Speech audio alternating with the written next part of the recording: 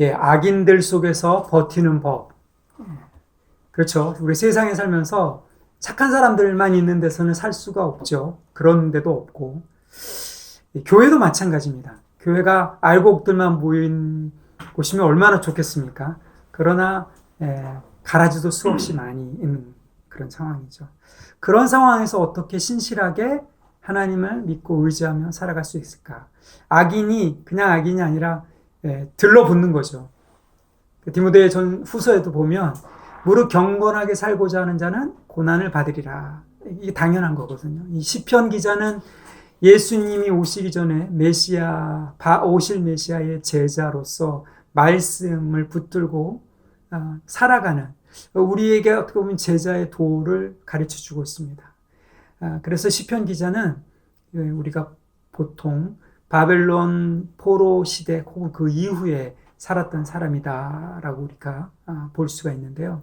그 당시에 이방 시대에 살면서 성전도 무너져 있고 또 제사도 없고 공동체도 그렇게 강하지 않은, 또 공동체가 있다 할지라도 그 공동체 안에서 여러 타협과 이 바벨론 시스템에 젖어 들어가는 그런 사람들이 있는, 근데 말씀대로 살기로 결단했을 때 수많은 공격과 조롱이 있는 그런 상황 속에서 어떻게 하나님의 말씀을 붙들고 살아갈 것인가, 결국 이 말씀으로 어떻게 성품을 빚을 것인가, 이것이 시편 119편의 큰 주제라고 말씀드렸습니다. 오늘은 그 중에서도 주변에 있는 악인들 있는데 악인들을 우리가 어떻게 할 수가 없는 거죠. 근데 그들과 함께 살아갈 때 도대체 어떤 자세를 가지고 살아가야 되느냐. 제가 중학교, 고등학교 때, 요즘에는 나 때는 말이야 이렇게 하면은 욕먹는다 그러는데, 위험에도 불구하고, 좀 얘기를 좀 하겠습니다. 여러분 다 이해하실 거예요. 그 당시에는 무서운 선생님들이 한두 분 계셨어요. 그래서 대걸레자니까 그냥 부러지는 게 그냥 다반사였어요. 남자 고등학교 저 같은 경우에 중학교도 마찬가지지만, 제가 이제 중학교 때 수학 선생님이 여자 선생님이 계셨는데 그분이 여자 선생님인데 굉장히 힘이 좋으시고 굉장히 매를 잘 쓰셔가지고 소문이 나왔죠. 근데 그분이 우리 담임 선생님이 되셨어. 수학 선생님인데. 근데 굉장히 무서웠어요. 그래서 매번 시험 볼 때마다 학생들이 책상 위에 올라가서 무릎 꿇고 종아리가 아니라 이 무릎을, 허벅지를 맞아야 되는 그런 상황이, 그러니까 매 수학 시간이 공포의 시간인 거죠.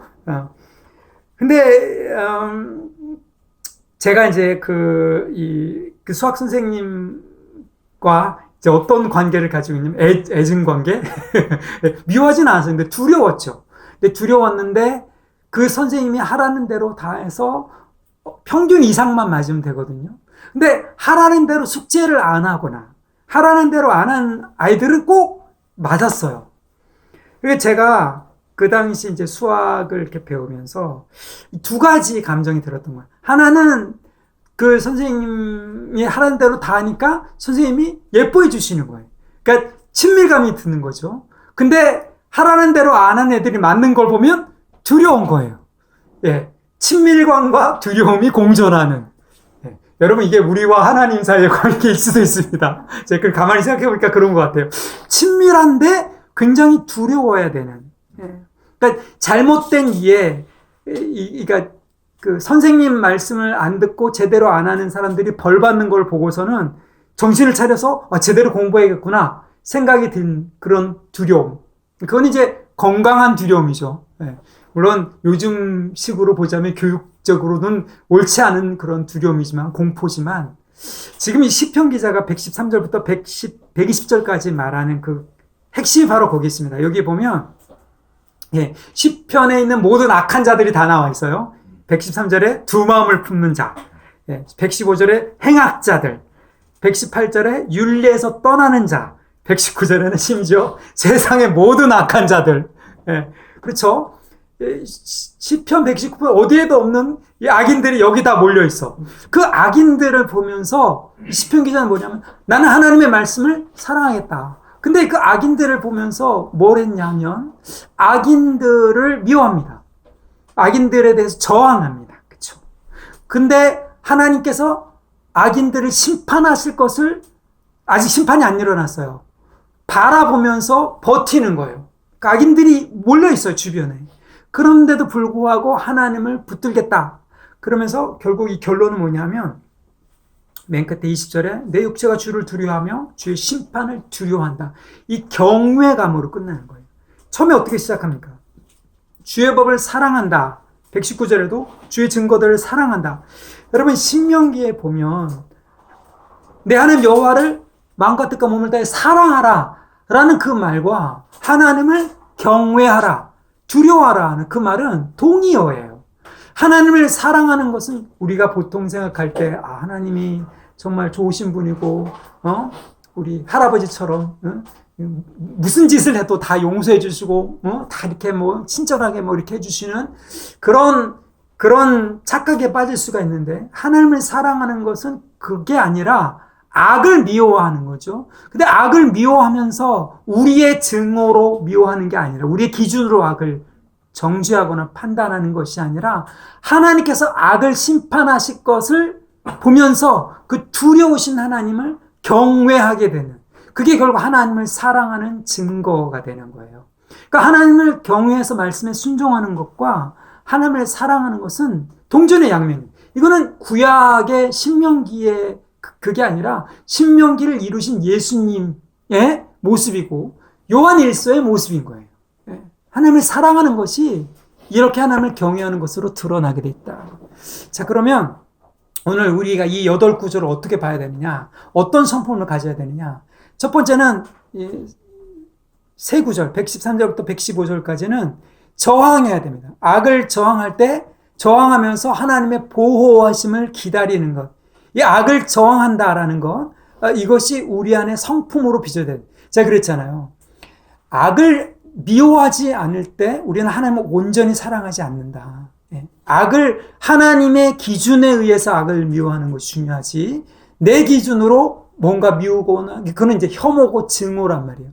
그게 아니라 하나님의 기준으로 봤을 때 악을 미워하는 그 성품을 요즘은 많이 얘기를 안 해요. 무슨 관용, 포용 그래갖고 좋은 게 좋은 거다 이렇게 얘기를 하는데, 그게 아니라 실제로는 이러한 것이 있어야 되는 성품으로. 두 번째는 116절에서 117절까지 구원을 소망하는 겁니다. 아직 완전한 심판이 일어나지 않았어요. 종말이 아직 안 왔습니다. 악인들이 여전히 있어요. 우리에게 약속하신 그 말씀이 이루어지지 않는 것 같아요. 그때 우리가 뭘 해야 되느냐? 기다려야 되는 거죠. 그것이 우리의 성품. 세 번째는 이전에 과거에 하나님이 샘플로 처리하신 악인들의 모습이 성경에 기록되어 있습니다. 이 시편 기자가 말씀을 사랑한 이유가 거기 있죠. 그걸 보면서 하나님이 앞으로 악인들을 어떻게 처리하실지를 믿어야 되는 거예요. 거기에서 두려움, 경외감이 형성되는 거예요. 경외감. 제가 아까 말씀드린 것처럼 숙제 안 해온 애들이 맞는 걸 보면서 숙제를 잘해야겠다라는 생각이 드는 것과 비슷한 비유예요, 비유. 악인들이 심판당하는 샘플을 보면서 하나님이 얼마나 두렵고 무서우신 분인가를 깨닫고 경외하게 되는 것. 이것이 우리가 길러야 될 성품입니다. 하나씩 보겠습니다. 113절부터 115절까지 먼저 보십시오. 악인들과 함께 살면서 어떻게 해야 되냐? 저항해야 된다. 첫 번째 113절. 내가 두 마음 품는 자들을 미워하고 주의 법을 사랑합니다. 여기 보세요. 미워하고 사랑하는 것이 공존하는 거예요. 하나님을 사랑하면 세상을 미워하는 거예요. 세상과 하나님을 겸해서 섬길 수 없다. 예수님께 말씀하셨어요. 여기 두 마음을 품는 자는요, 여러분 세상 사람들은 두 마음이 없어요. 지금 이 두 마음은 공동체 안에 있는 사람들인 거예요. 교회 안에 있는 사람들, 이스라엘 안에 있던 사람들.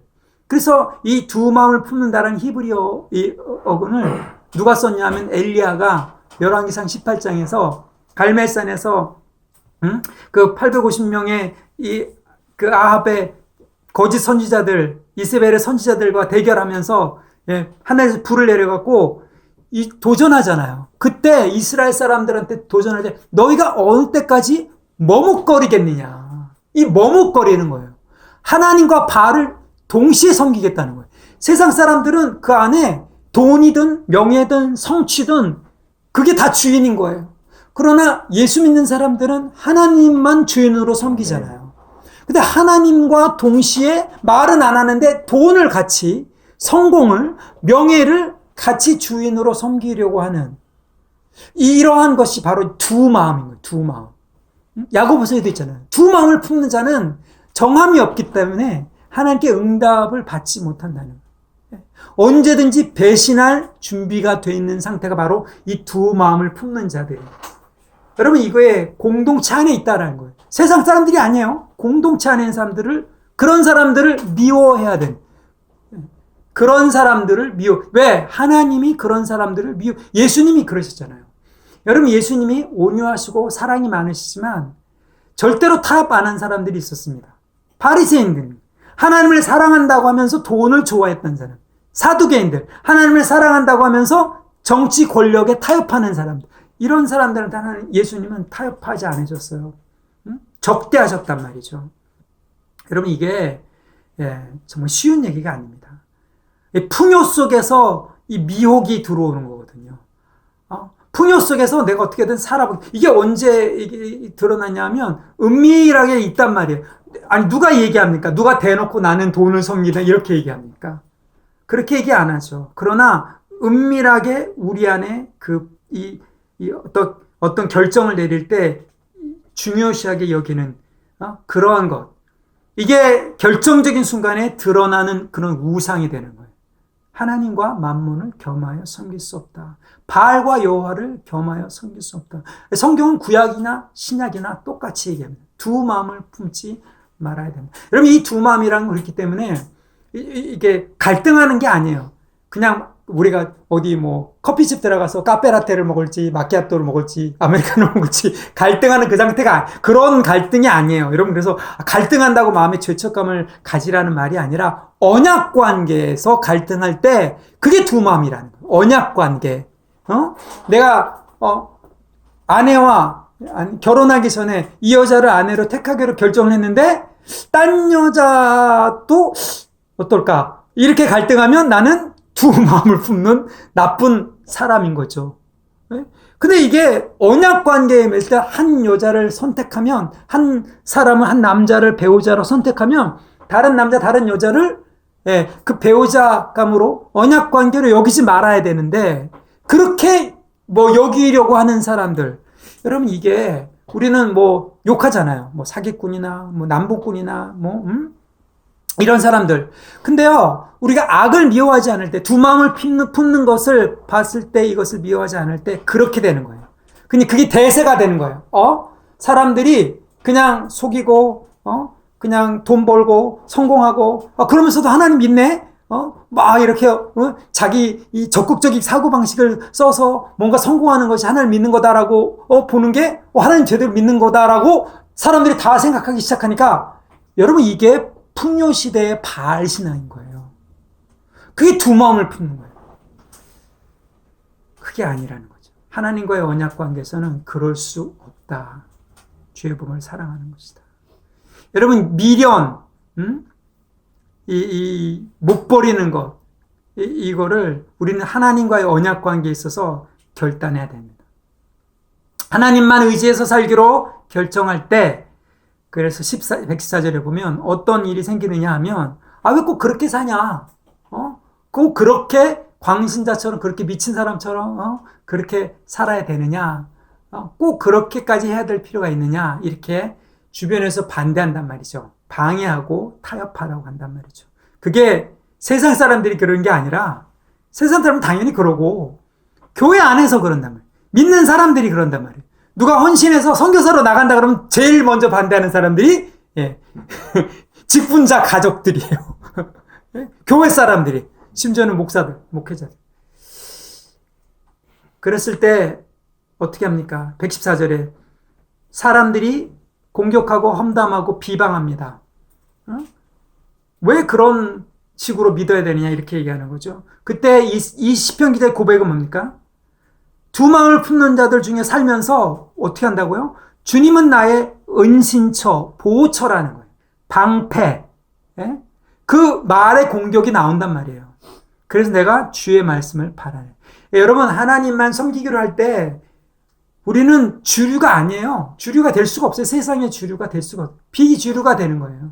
좁은 길을 가는 사람은, 찾는 사람은 많지 않아요. 예? 예?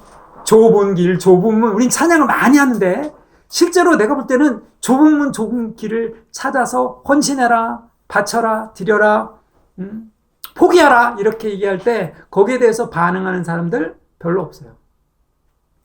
제가 볼 땐 그래요.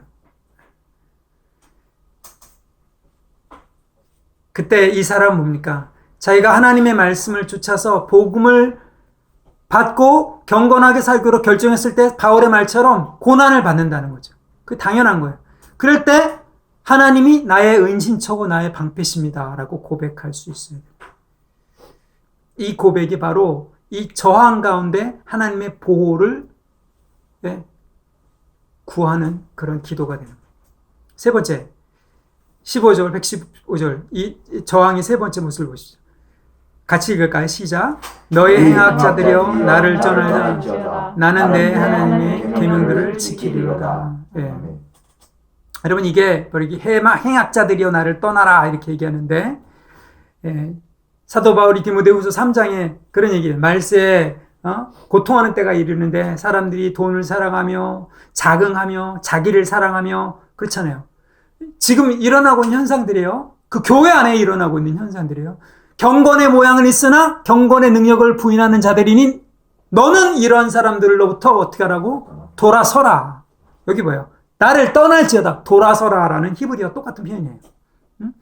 그러니까 무슨 얘기예요? 이런 사람들이 주변에 많단 말이에요. 여러분, 제가 그래서 유튜브를 경계하라 그러잖아요.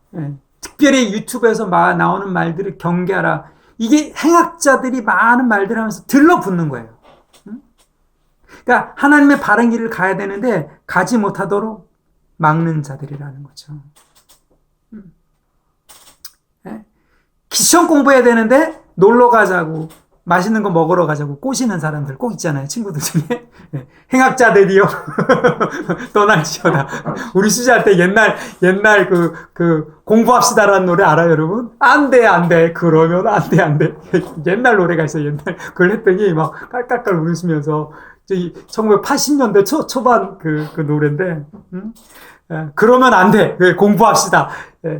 이 주변에 하나님 말씀대로 살고자 했을 때 그러지 말라고, 그렇게 하지 말라고, 그렇게 하면 안 된다고 비꼬며 조롱하며 방해하며 반대 길로 가는 사람들이 있어요. 행악자들. 거기로부터 돌아서야 되는 거예요. 여러분, 우리가 여러분 처음 예수님을 믿었을 때 헌신과 사랑을 기억해 보십시오.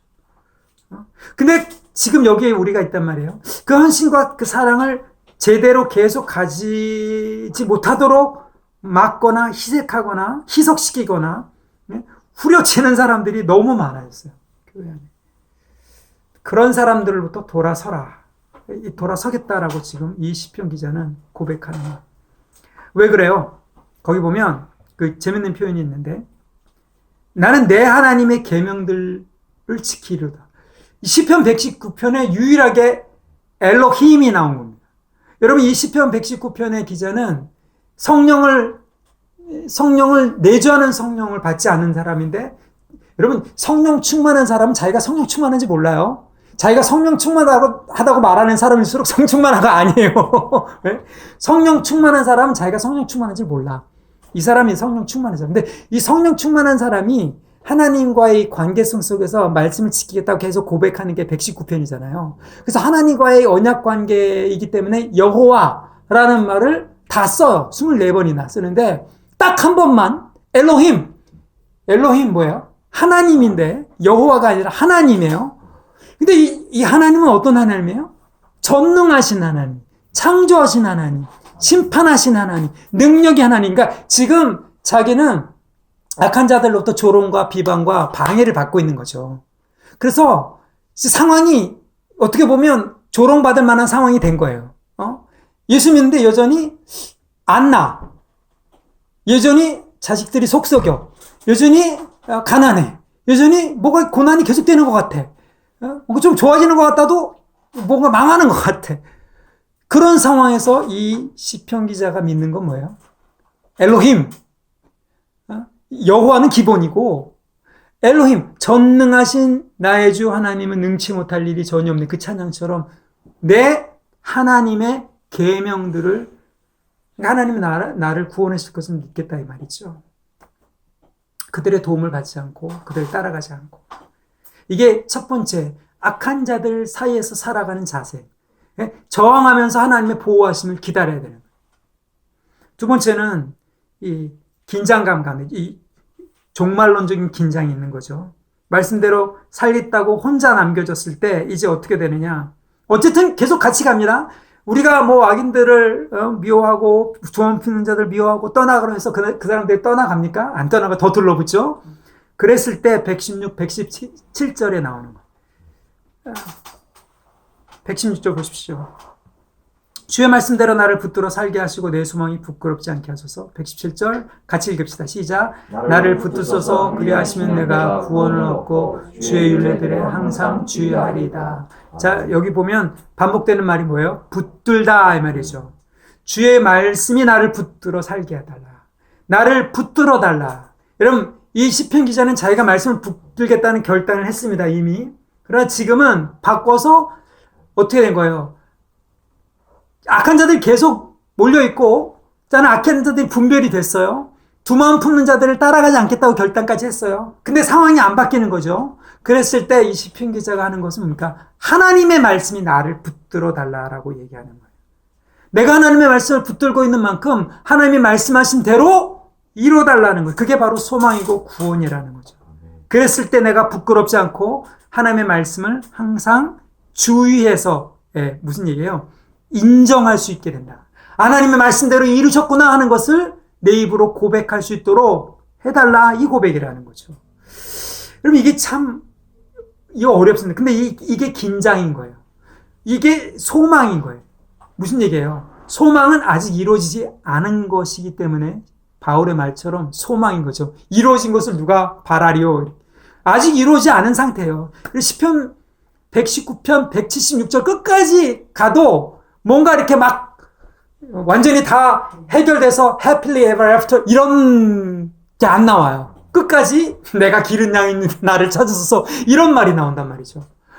뭐예요? 예수님께서 다시 오실 때까지 이 종말의 긴장을 계속 가지고 하면서 붙드는 건 바로 이 소망. 말씀이 나를 붙들어 주도록 소망해야 되는 거예요.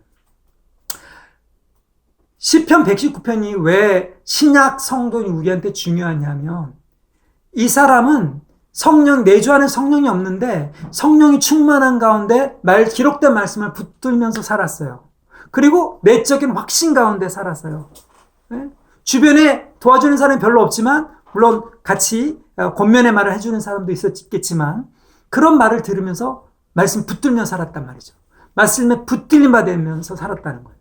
여러분, 우리가 이 시대에 이 미혹과 거짓 정보와 가짜 뉴스가 판을 치는 이 시대에 말씀대로 말씀이 나를 붙들림 받는다라는 건 뭐냐면, 그것이 일치돼야 되는, 기록된 말씀과 여러분이 듣는, 저를 통해서 들려지는 그 말씀과 여러분이 기도하면서 다시 볼 때 들려지는 혹은 생각나는, 떠오르는 그 말씀이 일치할 때 그게 말씀이 여러분을 붙들어 주는 거예요. 그게 훈련인 거예요. 그게 훈련. 그러니까 여기에 어떤 악인들이, 어떤 두 마음 품는 자들이 설칩니까? 교회 안에, 공동체 안에. 기록된 말씀을 곡해시키는 사람들, 미혹된 가르침을 전파하는 사람들, 그렇죠? 이 내적 확신을 왜곡하는 사람들, 알잖아요. 우리의 잘못된 가치관. 그 다음에 권면의 말이랍시고 감동이랍시고 미혹된 말을 하는 사람들. 여러분, 이런 소리들 가운데서 이 소망을 가지는 건다는 것은 쉽지 않아요. 이게 붙들림 받아야 되는 거예요. 그게 붙들림 받을 때, 여기 보세요. 110절. 나를 붙드소서. 똑같은 히브리어 말이에요. 이건 약간 뉘앙스가 다른 히브리어 말이에요. 이 말은 뭐냐면, 이게 지지대가 있어야 되는, 이 기둥이 되는. 그러니까 이 말씀을 붙들고, 기록된 말씀을 붙들고, 내적 확신을 가지고, 말씀 안에 배운 대로 확신 가운데 내가 살아낸 것으로 기둥을 삼은 것이 붙들림화 된 거예요. 얼마 전에 터키에서 지진이 났죠? 근데 여러분, 지진 난 그 동영상 혹시 보셨습니까? 이 지진 난 동영상을 봤는데, 좀 약간 의아했던 게, 그 도시가 있는데, 도시에 진이 났어요. 흔들려요. 흔들리는데, 어떤 특정한 건물만 완전히 폭삭! 무슨, 거기만 폭파시킨 것처럼? 그거 혹시 보셨어요? 좀 이상하다고 생각 안 드셨어요? 전 이상하다고 생각드는데. 아니, 도시가 뭐, 대부분 다 무너지거나, 그래야 되는데, 특정한 건물만 폭삭 가라앉는 거예요. 완전히. 다른 옆에 건물은 멀쩡한데. 그래서, 이거 왜 그러지? 그래서 제가 좀 찾아봤어요. 찾아봤더니, 거기에, 감리하신 분 앞에서, 번데기 앞에서 줄을 잡으면 안 되는데, 이 조적식 벽돌 건물, 조적식이라고, 이렇게 벽돌을 쌓는 그런 건물들은요, 이렇게 쌓아 올리기만 하기 때문에, 이게 지진이 왔을 때, 쌓아 있기 때문에, 탁 치면 그냥, 여러분, 그게 이제 젠가 해보셨죠? 탁 치면, 우르르 무너지는 거예요. 그냥 쌓아져 있기 때문에. 기둥으로 딱 붙어서 연결이 되어 있지 않은 건물들은 무너지는 거예요. 여러분, 제가 그걸 이렇게 보면서, 그렇구나. 우리의 인생이 그냥 말씀만 계속 들으면서 좋은 말이다, 좋은 말씀이다, 혹은 좋은 설교다, 이런 것들을 계속 쌓아놓기만 하면 뭐예요? 말씀이 여러분을 붙드는 인생이 아니에요. 인생의 위기가 닥치거든요. 악인들이 주변에서 찔러대거든요. 그랬을 때 한번 탁 치면 팍 무너지는 거예요. 조적식 맞습니까? 쌓아 올리는, 예? 예? 살짝만 흔들려도 인생이 무너지는 거예요. 예수님께서 그렇죠. 듣고 행하는 자들이 반석 위에 집을 짓는 자들이다. 여러분, 이게 하나님의 말씀에 붙들만 되는 거예요. 이 사람은 그래서 나를 붙드셔서 그리하시면 내가 구원 얻고 주의 율례들에 항상 주의하리다. 이 고백을 했다는 거예요. 말씀이 자기의 삶을 지탱하는 기둥이 붙들만 된다는 거죠. 자기가 말씀대로 살은 그것 때문에 말씀이 나를 붙든 거예요. 자, 이것이 두 번째. 악인들과 살면서 여러분이 버틸 수 있는 비결은 저항하라. 두 번째, 소망하라. 세 번째는 두려워하라. 하나님을 두려워하라. 118절부터 120절까지 봅시다. 이것도 이 종말론적 심판에 대한 확신인 거죠. 무슨 얘기예요? 악인들을 부러워할 필요가 없어요. 그들이 잘 나가고, 뭐, 풍성해지고, 돈을 많이 벌고, 뭐, 성공하고, 뭐, 이런 것 같지만, 결론은 심판이다. 여러분, 이거를 봤을 때 우리는 하나님을 두려워할 줄 알게 됩니다. 이 경외감에 사로잡히는 거예요. 여기 시편 기자를 따라가 보세요. 118절. 주의 율례들에서 떠나는 자는 주께서 다 멸시하셨으니 그들의 속임수는 허무함이니이다. 여러분, 주의 율례들에서 떠나는 자가 누굽니까? 공동체 안에 있는데 율례들에서 떠나는 자들 어떻게 한다고요? 그들의 속임수, 말씀을 왜곡하는 자들인 거예요. 하나님의 말씀을 믿다가 뭐예요? 이거를 말씀을 섞거나 왜곡하거나 미혹하는 사람들이라는, 그런 사람들이 교회에 많아지는. 그래서 사도 바울의 편지들을 읽어보면 사도 바울의 복음으로 말씀을 선포하고 교회를 세운다는데 반드시 경고하는, 서신서도마다 경고하는 경고 메시지가 뭡니까? 거짓 교사와 거짓 선지자들이 반드시 들어온다. 너희를 미혹당하지 않도록 조심해라. 여러분, 이게 바로 주의 율례들에서 있다가 떠나는 자들이에요. 여러분, 복음의 말씀, 예수 그리스도의 이 온전한 복음의 말씀을 듣고 믿고 구원을 받았는데 거기로부터 떠나게 만드는 미혹된 말씀, 이런 것들로 왜곡되어 있는 그런 신앙, 이런 사람들이 하나님 앞에 다 멸시당한다. 왜요? 그들의 속임수는 허무하다. 여러분, 이게 바로 이 율법을 요리조리 이렇게 피해갖고, 그렇잖아요. 여러분, 법망을 피해서 어떻게든지 탈세하고 밀수하고 착취하고 이런 사람들이 세상에 있거든요. 근데 교회도 그런 사람들이 있는 거예요. 교회도 어떻게든지 하나님의 말씀을 이렇게 좀 비껴가려는, 어떻게든지 자기가 원하는 대로 듣고 싶은 말씀을 들으려고 하는, 이게 굉장히 위험한 시대에 우리는 지금 살고 있는 거예요. 굉장히 위험한 시대에 우리는 살고 있는 겁니다. 예레미야 시대 때요. 예레미야 선지자가 선포했을 때 수많은 거짓 선지자들이 일어났어요. 예레미야도 속을 뻔했어요. 평강이다. 예루살렘이 안 망한다. 아니 하나님은 지금 심판이다 라고 예레미야 선지자는 외쳤는데 많은 선지자들이 안 망한다 그러니까 예레미야도 그래? 그럼 좋지. 근데 하나님이 자기들이 지어낸 말로 하는 거짓 선지자들에 대해서 경고하시잖아요. 지금 이 시대가 그렇습니다. 앞에서는 두 마음을 푼 자들은 언제 나타난다고? 풍요의 시대 때 나타나요. 그러나 이 율례에서 떠난 자들, 미혹당하는 자들은 언제 나타나요? 위기의 시대 때 나타나요. 거짓 선지자들. 위기의 시대 때 심판이다 라고 하는 게 아니라 괜찮다, 평강이다, 하나님은 교회를 절대로 흩뜨리지 않는다, 하나님은 한국교회를 사랑하신다. 여러분 믿지 마십시오. 하나님은 한국교회를 사랑하시지만 하나님은 두려운 하나님이에요.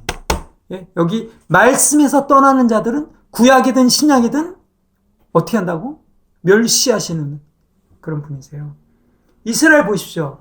고라의 반역 때 지진 내갖고 싹 쓸어 가시잖아요. 사도행전에 보면 거기 누구요? 아나니와 삽비라 장에 성령을 속인 죄로 그냥 그 자리에서 죽잖아요. 하나님은 두려운 분이에요. 그런 이 하나님의 이 심판의 이것들을 보면서 우리가 하나님의 말씀을 우리가 내 입맛대로 바꾸려고 하거나 해서는 안 되겠구나. 여러분 이 말이 굉장히 중요한 게 요즘 세대는요 진리가 아닌 거를 가지고 대세를 만드는 게 이 지금 유튜브나 인터넷 때문에 굉장히 위험한 세대예요. 이 미디어의 영향이 우리가 생각하는 것보다 어마어마하거든요. 막말을 안 해 지금. 여러분이 말씀을 놓고 성경과 씨름하는 시간이 많습니까? 핸드폰 보고 하는 시간이 많습니까? 핸드폰 보는 시간이 많잖아요. 여기 접하는 시간이 더 많잖아요. 영향력이 더 많아질 수밖에 없거든요. 그래서 잘못된 정보를 예를 들면 이런 거죠. 동성애 예를 들읍시다. 아니 동성애는 하나님 앞에 죄예요. 세상 사람들은 죄라고 안 할 수가 있어. 세상 법은 고대에도 그랬어요. 세상 문화는 일부 다처제도 죄가 아니라고 얘기할 수 있어요. 어떤 문화든. 근데 사람들은 그거를 자꾸 죄가 아니다, 괜찮다, 교회에서 수용해야 된다, 이런 사람들이 많이 있어요. 그거를 수용하지 않으면 진보적이지 않거나 내지는 뭔가 좀 사랑의 하나님을 무시하는 것처럼 하나님이 관용하시는 하나님을 그들을 품어야죠. 아니 근데 회개할 수 있는 기회를 주는 것이 복음이지, 회개하지도 않고 자기의 이것들을 살아가겠다고 하는 사람들을 인정해 주는 거는 여기 보면 윤리에서 떠나는 사람들일 거예요. 하나님은 절대로 그거 용납하지 않으십니다. 하나님 앞에서 죄라는 거예요. 여러분 보통 우리가 기독교 좌파라고 말하는 사람들이 그렇게 그걸 대세로 만들어가고 지금 대세로 만들어가고 있어요. 이 사회도 교회 안에서도 미국이 넘어가서 그래서 제가 볼 때는 유럽도 그렇고 반대도 있습니다. 반대 극단도 극우 이데올로기를 따라가는 그런 사람들이 있어요. 극우 이데올로기. 그래서 교회보다 나라가 더 중요해. 그 나라가 안 망해야 교회가 살아나는. 여러분, 내가 아까도 얘기했지만 이스라엘은 2000년 동안 나라가 없어도 하나님 이스라엘 버리지 않았어요. 러시아가 70년 동안 공산주의가 있고 북한이 70년 동안 했어도 그 밑에 교회는 여전히 살아있어요. 우리가 믿는 하나님 나라는 지금 있는 이 지상의 나라하고는 차원이 다른 나라예요. 여러분, 극우 이데올로기도 조심하셔야 돼요. 우파? 이런 것도 조심하셔야 돼요. 제가 말하고자 하는 거예요. 주의 윤례에서 떠나는 자들, 이 말씀을 미혹시키는 자들이 많다 이 말이에요. 이 밖에도 많습니다. 이스라엘 팔아먹는 사람들, 영적 체험 팔아먹는 사람들, 은사 팔아먹는 사람들, 이 주의 윤리에서 떠나는 사람, 있다가 떠나는 사람들이에요. 119절 봅시다. 주께서 세상의 모든 악인들을 찌꺼기 같이 버리시니 그러므로 내가 주의 증거들을 사랑하리. 이 시편 기자는 뭡니까? 여러분 구약과 신약을 잘 읽어보십시오. 아까 제가 말씀드린 것처럼 하나님의 공동체 안에서 하나님께서 그 공동체를 정결하게 하시기 위해서 심판을 행하시는 거예요. 심판은 하나님의 집, 교회로부터 시작해요. 이걸 두려워할 줄 알아야 되는 거예요. 아, 언젠가는 가라지와 알곡을 갈라내신다. 지금은 같이 난단 말이에요. 지금은 우리가 여러분이 가라지를 뽑아내려고 하면 안 돼요. 너 두 마음 품자야. 너 악인이야. 너 행악자들이여 나를 떠나라. 이렇게 하면 안 돼. 이거는 정말 교만한 거고요. 이게 이제 정신을 차려야 되는 거죠. 하나님이 심판하시는구나.